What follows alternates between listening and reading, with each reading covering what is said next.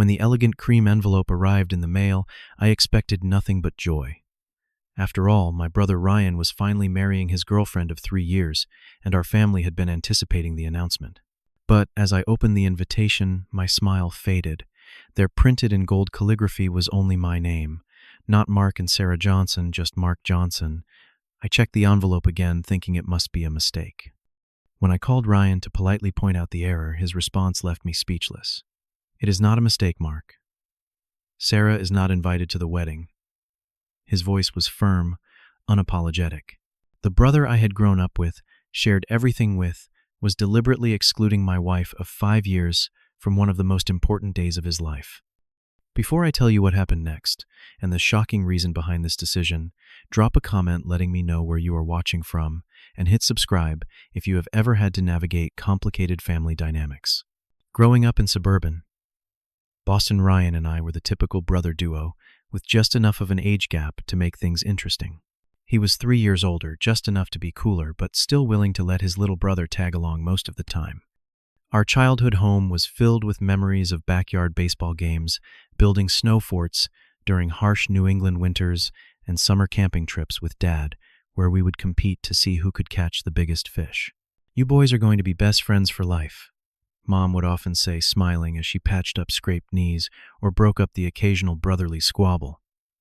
For the most part, she was right. Even through the awkward teenage years, our bond remained strong. Ryan was the more outgoing one captain of the swim team and homecoming king his senior year. I was quieter, more academic, preferring books and computer games to the social spotlight. Despite our differences, we respected each other. When bullies targeted me in middle school, it was Ryan who stepped in his popularity, a shield that extended to protect me. "Nobody messes with my brother," he told me, after confronting the worst of the bullies. It became something of a family motto between us.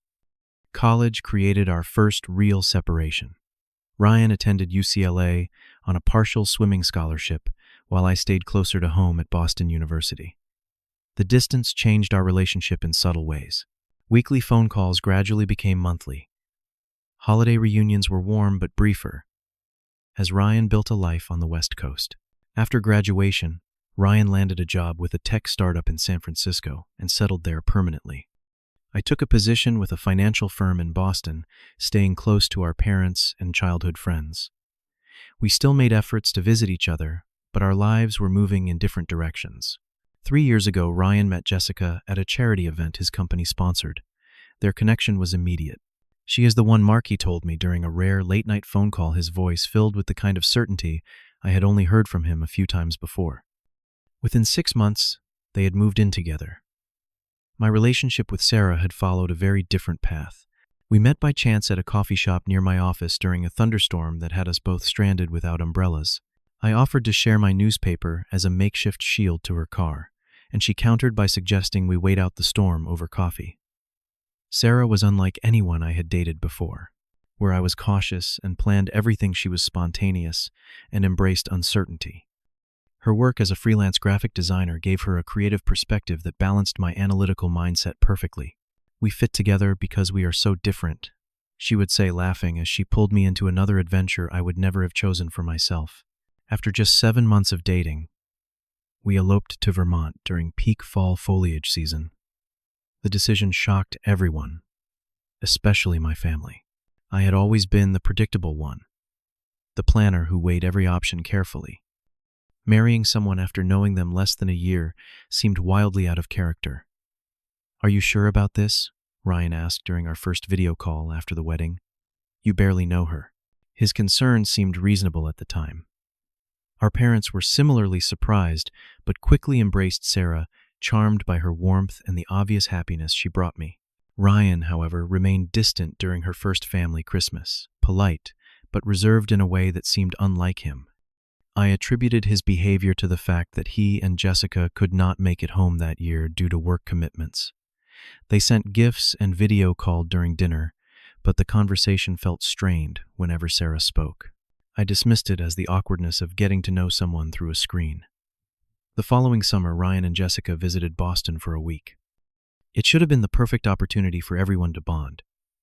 But there was an undeniable tension whenever Sarah and Jessica were in the same room.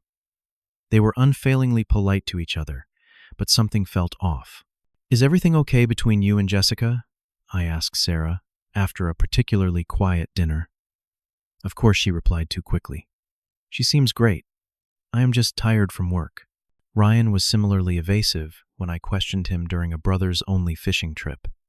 "Jessica is just shy around new people," he claimed, though Jessica had shown no signs of shyness in other social situations I had observed. As their visit continued, I noticed Ryan creating situations that separated Sarah from group activities.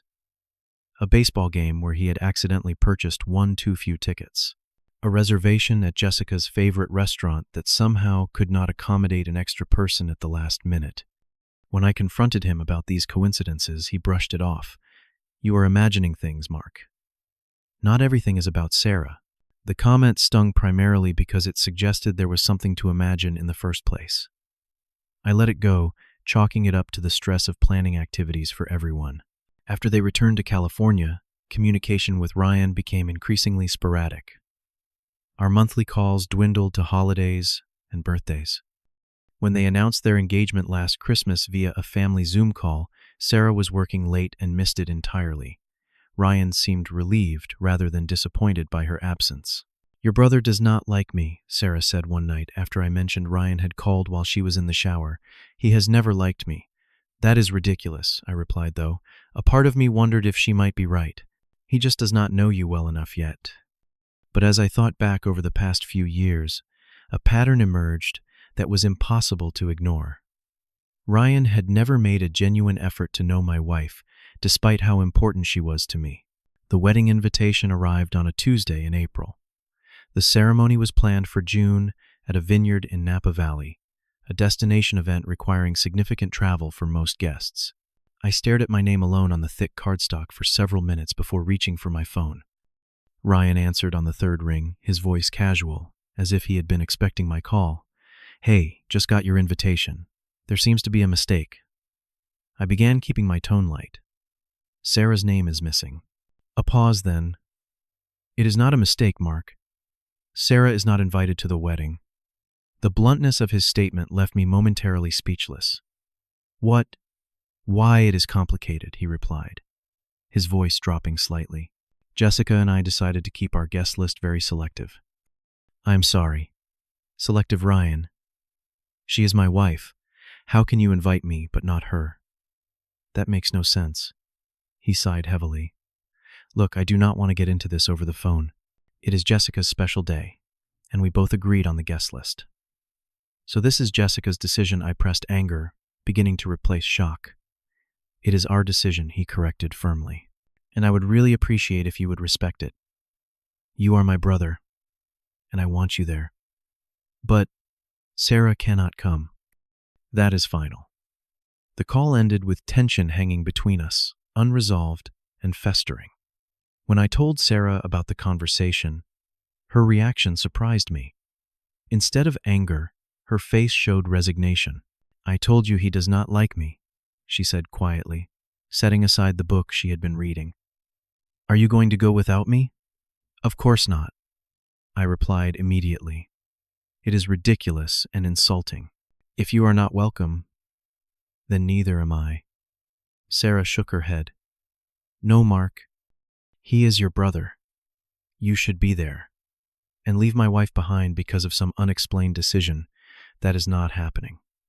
The more I thought about it, the angrier I became. What could possibly justify excluding you specifically? "Maybe you should find out," Sarah suggested, her voice carefully neutral, "before you make any decisions." That night, we argued for the first time in months. Sarah insisted I should attend, regardless that missing my only brother's wedding was something I would regret. I maintained that her exclusion was a line that should not be crossed, a deliberate insult I could not overlook. "There has to be a reason," Sarah kept saying. "People do not make decisions like this randomly." Her persistence in encouraging me to attend without her began to trigger a new worry. Did she know something I did not? Was there a reason? She seemed almost relieved not to be invited. The next day, I called my mother, hoping for some insight. Mom had always been the diplomatic center of our family, the peacemaker who could explain one brother's actions to the other. I think you should talk to Ryan directly, she said, after an uncomfortable silence. It is not my place to get involved. Mom, you are already involved. This is a family wedding, and my wife has been specifically excluded. You must know why. Her continued evasiveness only fueled my determination to understand what was happening. Next, I reached out to my cousin David, who had always been close to Ryan. Man, I really cannot get in the middle of this, he said, sounding genuinely uncomfortable. But maybe consider that there is history you might not know about. What history? Between whom I pressed. Just talk to Ryan, okay? Or maybe Sarah. That cryptic comment sent a chill through me. Why would David suggest talking to Sarah unless she knew something relevant to the situation? My final call was to Ryan's best friend Tyler, who was serving as best man. Tyler and I had maintained a friendly relationship over the years, occasionally meeting up when he visited Boston. Look, Mark, I care about you and Ryan both, he said after I explained the situation. All I can say is that Jessica and Sarah in the same room on Jessica's wedding day would be a disaster waiting to happen, and not because of anything recent. His emphasis on recent caught my attention immediately. What does that mean? Did something happen between them in the past? I have already said too much. Talk to your brother or your wife, preferably both. By the time I hung up, the vague outlines of a situation were forming in my mind, none of the possibilities pleasant.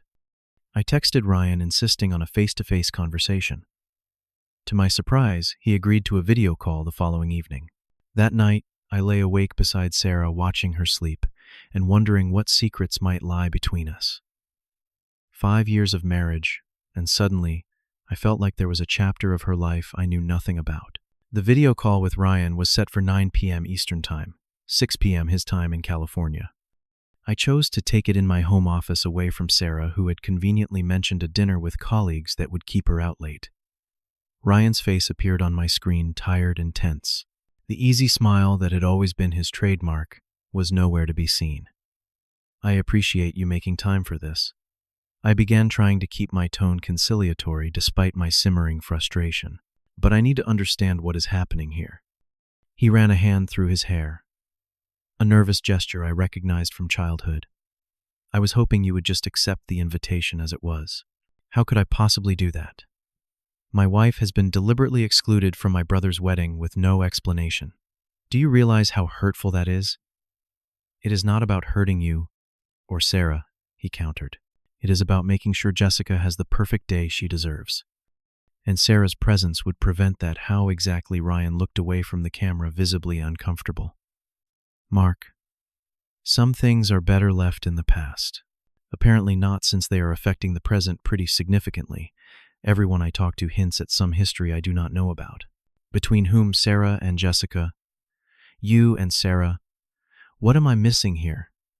If Sarah has not told you, maybe it is not my place to. That confirmation that there was something to tell ignited a flare of anger. I am not playing this game anymore, Ryan. Either you tell me what is going on, or I am not coming to your wedding. Period. The ultimatum hung between us, digital pixels, carrying the weight of a potential fracture in our relationship. Finally, Ryan sighed deeply. Fine. But remember, you insisted on knowing. He paused, seeming to gather his thoughts.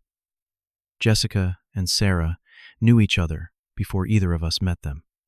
They were roommates in college for 2 years. This was surprising, but hardly scandalous. And Sarah never mentioned knowing Jessica, but people lose touch with college roommates all the time. They were more than roommates, Mark. They were best friends, inseparable.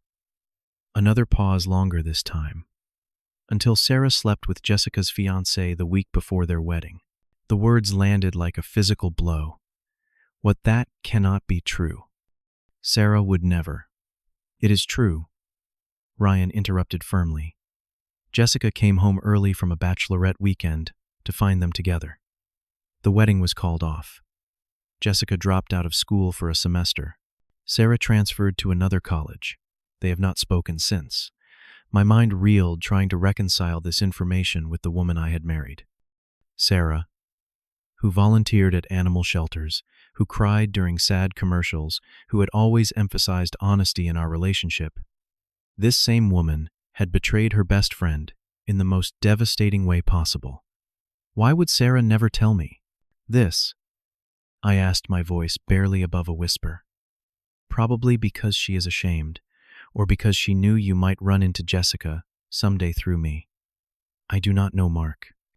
But when I met Jessica and eventually heard this story, saw pictures from their college days, and realized who your wife was, I could not believe the coincidence. Does Jessica know that Sarah is my wife? Ryan nodded grimly. She figured it out the first time I showed her pictures of our family Christmas, the one Sarah missed. She recognized her immediately. That is why things have been so strained. Jessica has tried to be civil for my sake, for your sake, but asking her to welcome Sarah at our wedding is just too much. The pieces were falling into place. The tension during visits, the awkward video calls, Ryan's increasing distance. It had nothing to do with his feelings about my quick marriage and everything to do with who I had married. I am sorry you had to find out this way, Ryan added, when I remained silent. But now maybe you understand our decision. I ended the call shortly after, my thoughts a chaotic jumble. The brother who had always protected me had kept this secret to protect someone else, his fiancée. And my wife, the woman who shared my bed and my life, had kept her own secrets. When Sarah returned from dinner, I was waiting in the living room, the wedding invitation on the coffee table between us, like physical evidence of the conversation we needed to have. How was dinner? I asked, my voice carefully neutral. Good, she replied, setting down her purse. We finalized the design for the Roberts account. That is nice. I gestured to the space beside me on the couch. We need to talk. She sat cautiously, her eyes finding the invitation. You spoke with Ryan. Yes, and he told you about Jessica and me.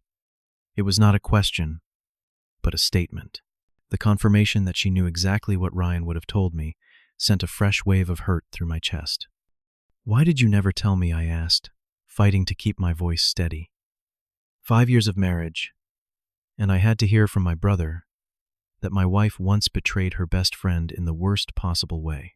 Sarah closed her eyes briefly, pain etching lines around her mouth that I had never noticed before. I have wanted to tell you so many times. When you first mentioned Ryan was dating someone named Jessica, I thought it might be a coincidence. California is a big place. But when you showed me their engagement photo, she trailed off, shaking her head. You knew for certain then, and still said nothing. What was I supposed to say? By the way, I destroyed your future sister-in-law's life 10 years ago. Would that have made anything better? There was a defensive edge to her voice that I had rarely heard. Better than lying by omission. Better than letting me walk into family gatherings blind. I stood up, unable to contain my agitation. Do you have any idea how this makes me look? Like I married someone without knowing who she really is. It was one terrible mistake I made when I was 21. Sarah replied, her voice rising to match mine. One awful decision that I have regretted every day since. It does not define who I am. Then why hide it? Why let me find out this way? She was crying now, silent tears tracking down her cheeks. Because I was afraid. Afraid you would look at me exactly the way you are looking at me right now, like you do not recognize me anymore. The raw honesty in her voice punctured some of my anger. I sat back down, creating space between us on the couch. Tell me what happened, I said finally. The whole story. No more secrets. Sarah took a deep breath. Jessica was my best friend from freshman year. We did everything together. Junior year, she started dating Michael. He proposed at the beginning of senior year, and they planned a wedding for right after graduation. She paused, twisting her wedding ring, my ring around her finger. I was maid of honor. I helped plan everything. But Michael and I, there was always this attraction. We never acted on it, never even acknowledged it, until the week before the wedding. And then Jessica was away for her bachelorette weekend. Michael came by to drop off some wedding stuff. We had wine. Too much wine. One thing led to another. She shook her head, visibly disgusted with herself. Jessica came home early and found us. It was the worst moment of my life. The look on her face, I will never forget it. What happened after the wedding was called off. Jessica wanted nothing to do with either of us, understandably. I transferred to finish my degree elsewhere. Michael and I never spoke again. She looked up at me, her eyes pleading for understanding. I have spent years trying to make up for that night, trying to be a better person. When I met you, it felt like a second chance I did not deserve. We talked for hours, painful truth after painful truth emerging. How Sarah had tried to apologize to Jessica multiple times over the years, only to be blocked at every turn. How the guilt had led her to therapy. How she had recognized Jessica's name when I first mentioned Ryan's girlfriend, but convinced herself it had to be a different Jessica. I should have told you, she admitted as dawn approached. I was just so afraid of losing you. And now I asked, emotionally drained, but clearer-headed than I had been hours before. What do we do about the wedding? Sarah wiped her eyes. You go. Support your brother. I have no place there, and we both know it. And us. What does this mean for us? She reached for my hand hesitantly. That depends on whether you can forgive me. Not just for what I did to Jessica, but for not being honest with you from the beginning. The question hung between us as the first light of morning filtered through our blinds. The decision about Ryan's wedding was ultimately simpler than the larger questions facing our marriage. I would attend alone, respecting Jessica's understandable desire not to have Sarah present on her wedding day. It was the least I could do after learning the full history between them. Are you sure? I asked Sarah the night before my flight to California about me going. She nodded, helping me pack my suit for the ceremony. Completely sure. Ryan is your brother. This rift between us should not extend to you two. The week had been difficult, filled with long conversations and painful realizations.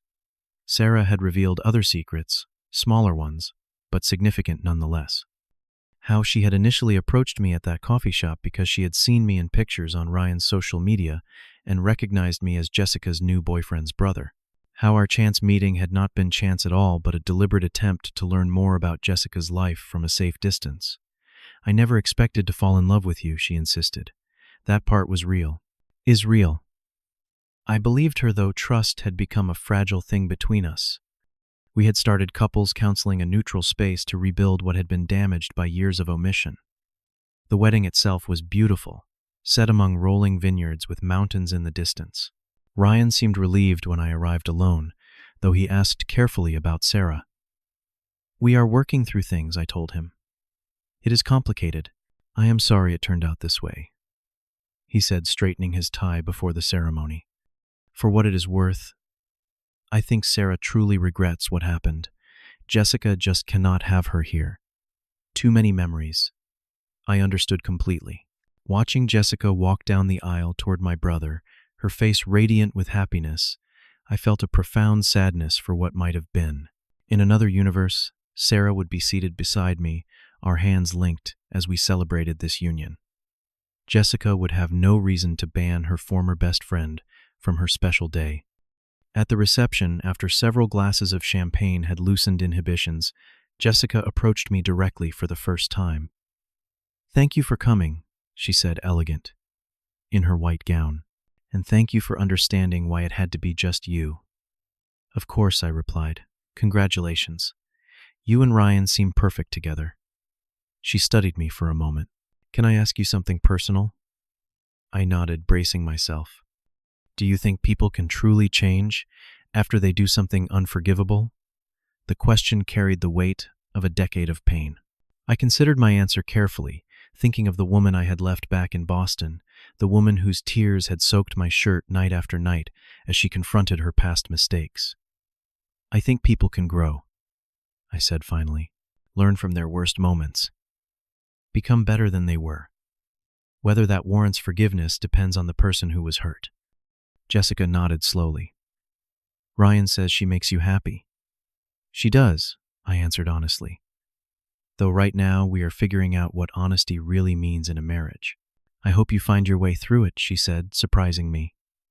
Not for her sake. For yours. With that, she returned to the dance floor, where Ryan waited, leaving me with a complexity of emotions I had not anticipated. The flight home gave me time to reflect on everything that had happened.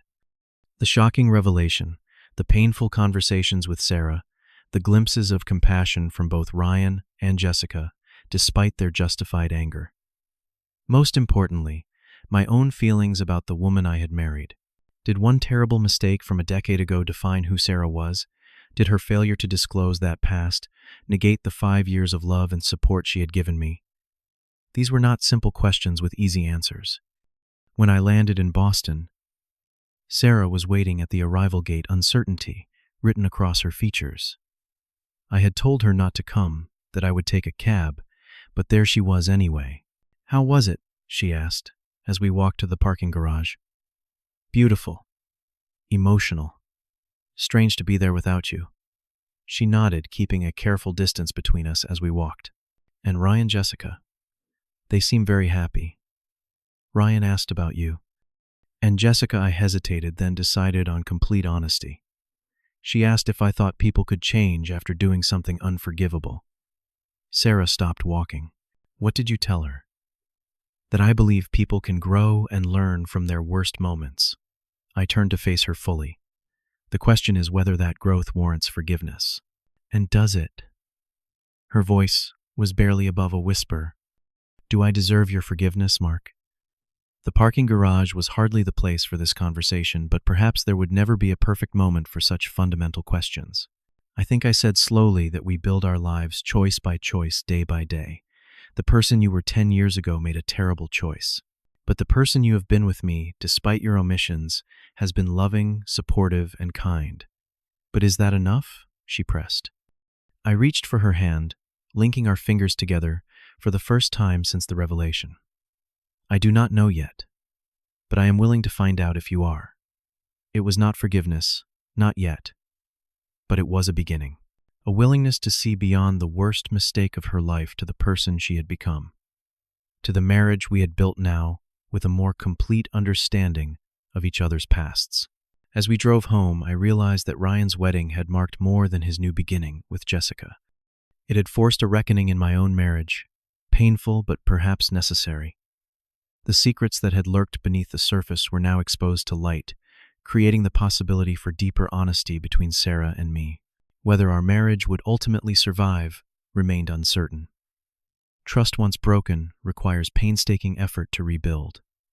But sitting beside Sarah, as we navigated the familiar roads home, I felt a cautious hope. The path forward would not be easy, but at least now we were walking it with our eyes open. Have you ever discovered a secret about your partner that made you question everything about your relationship? How did you decide whether to forgive and move forward or walk away? Leave a comment below sharing your experience.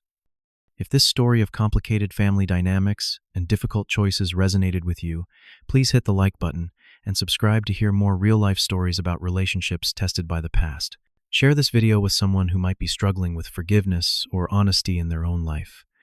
Thank you for listening. And remember that sometimes the most painful revelations can lead to deeper understanding and stronger connections if we have the courage to face them together.